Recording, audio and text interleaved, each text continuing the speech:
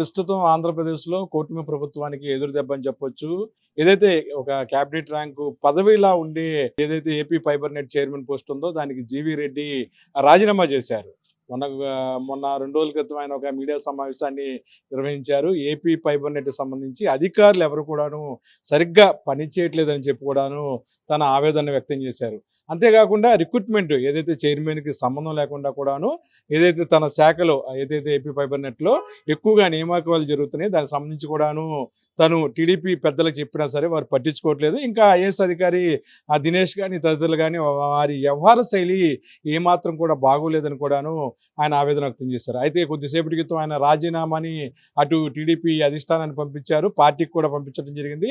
Party సభ్యత్వం, party పదవులతో పాటు ప్రస్తుతం తను ఏపీ ఫైబర్ నెట్ చైర్మన్‌గా జీవీ రెడ్డి అయిన తను రాజీనామా చేస్తున్నట్లుగా తెలియజేశారు. ఇది కేవలం తన వ్యక్తిగత కారణాల వల్ల మాత్రమే తను రాజీనామా చేసినట్లు కూడాను జీవీ రెడ్డి తెలియజేశారు. అయితే ఇక్కడ జీవీ రెడ్డికి సంబంధించిన సన్నిహితులు వారి ద్వారా మనకు తెలిసిన సమాచారం మేరకు జీవీ రెడ్డి కొంచెం సెన్సిటివ్‌గా ఉండే వ్యక్తి. ఏదైనా విషయం ఉంటే మొహం మీద మాట్లాడే వ్యక్తి. రాజకీయాల్లో ఇటువంటి చెల్లవు కాబట్టి అధిష్టానం సూచనల ప్రకారం పని చేయాలి. ఆ విధంగా నడుచుకోవాల్సిన పరిస్థితి ఉన్న నేపథ్యంలో జీవీ రెడ్డి ఏదో ఎక్స్‌పెక్ట్ చేసి అంటే అంతా కూడాను కొద్దిగా తనకి చెప్పి కొన్ని పనులు చేస్తే బాగుంటుంది, ఆ నియామకాలు చేపడితే బాగుంటుందని చెప్పి కూడాను ఆయన అధికారులతో చెప్పుకోవడం, వారు ఆ మాటల్ని పెడచోవ పడుతున్న కూడాను జరిగిందని, అందుకని ఆయన కలత చెందారని చెప్పి కూడాను ఆయన సన్నిహితులు చెప్తున్నారు. మొత్తం మీద కూడాను ఏపీ ఫైబర్ నెట్‌కి సంబంధించి ఇప్పటివరకు 8 నెలల కాలంలో ఏదైతే డెవలప్మెంట్ పక్కన పెడితే ఎక్కువగా సిఫార్సు లెటర్లు రావటం,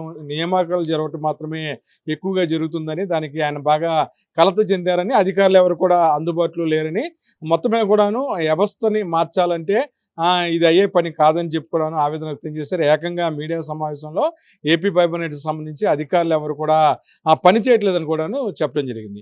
ఈ అంశాన్ని మనం పరిశీలించినట్లయితే ఖచ్చితంగా మహాకూటమి ఏదైతే ప్రస్తుతం కూటమి ప్రభుత్వానికి ఇది ఒక దెబ్బ అని చెప్పొచ్చు. అయితే నిన్న కాక మొన్న ఆయన చంద్రబాబును కలిశారు. చంద్రబాబును కలిసి ఇక్కడ జరిగిన పరిణామాలను కూడా చెప్పడం జరిగింది. అయితే చంద్రబాబు ఈయన ఇంటరాక్షన్ ఏదైతే కలయిక జరిగిందో దానిలో చంద్రబాబు కొన్ని సూచనలు చేశారు. తర్వాత కొద్దిగా మందలించారని చెప్పి కూడాను వార్తలు వచ్చాయి. అయితే అంతా కూడాను టీ కప్పులో తుఫాన్ లాంటిదని చెప్పి అందరూ భావించారు. కానీ దానికి భిన్నంగా ఈరోజు జీవీ రెడ్డి కొద్దిసేపటి క్రితం తన రాజీనామాని పార్టీ అధిష్టానానికి పంపించడం జరిగింది. దీని మీద పార్టీ ఎటువంటి స్పందన లేదు. అయితే మొత్తం మీద కూడాను తెలుగుదేశం పార్టీకి సంబంధించిన కూటమి ప్రభుత్వం అధికారంలోకి వచ్చిన తర్వాత ఇటు గ్రూపు సంబంధించిన ఎగ్జామ్స్ విషయంలో కొద్దిగా అపఖ్యాతి పాలైంది. అధికారులు ఎవరు కూడా ముఖ్యమంత్రి మాటను కూడాను పెడచోని పెట్టి పరీక్షలు నిర్వహించారు ఏపీఎస్సీ ఎగ్జామ్ సంబంధించి. మొత్తమే కూడా ఈ అంశం ఏదైతే ఒక పక్కన అసెంబ్లీ సమావేశాలు, బడ్జెట్ సమావేశాలు జరుగుతున్న నేపథ్యంలో జీవీ రెడ్డి ఒక రకంగా కూటమి ప్రభుత్వానికి షాక్ ఇచ్చారని చెప్పి కూడా చెప్పవచ్చు. ముందు నుంచి కూడాను న్యాయవాది వృత్తిలో ఉన్న ఆయన అటు ఏదైతే రెడ్డి సామాజిక వర్గం అయినా సరే తెలుగుదేశం పార్టీతో కలిసి పనిచేశారు, తెలుగుదేశం పార్టీతో ఉంటున్నారు. అయితే లోకేష్ అలాగే ఇతరులతో కూడా ఆయనకి మంచి సత్సంబంధాలు ఉన్నాయి. అయితే ఈ విషయంలో ఏదైతే ఏపీ ఫైబర్ నెట్‌కి సంబంధించిన విధులు, విధానాలు, తర్వాత అక్కడ ఉద్యోగస్తుల నియామకం సంబంధించి కూడాను వన్ సైడ్‌గా ఈయనకి సంబంధం లేకుండా కూడాను అధికారులు పైనున్న ఏదైతే అధిష్టానం సంబంధించిన కొంతమంది పెద్దలు కలగజేసుకుని అక్కడ రిక్రూట్మెంట్ జరగడం పట్ల కూడాను ఆయన కలత చెందారు. ఈ విషయం మీద ఆయన రాజీనామా చేశారని కూడా చెప్తున్నారు. మొత్తమే కూడాను ఈరోజు ఉన్న ఏదైతే ఈ పరిస్థితుల్లో 9 నెలల కాలంలో ఒక ఏపీ ఫైబర్ నెట్ చైర్మన్‌గా ఏదైతే రాజీనామా అంశం ఉందో అది కూడాను తీవ్రంగా కలిసివేసే అంశం. ఇప్పటికే పార్టీకి సంబంధించిన వాట్సాప్ గ్రూపుల్లో వాటిలో కూడాను జీవీ రెడ్డి అంశము తెగ ట్రోల్ అయ్యే పరిస్థితి ఉంది.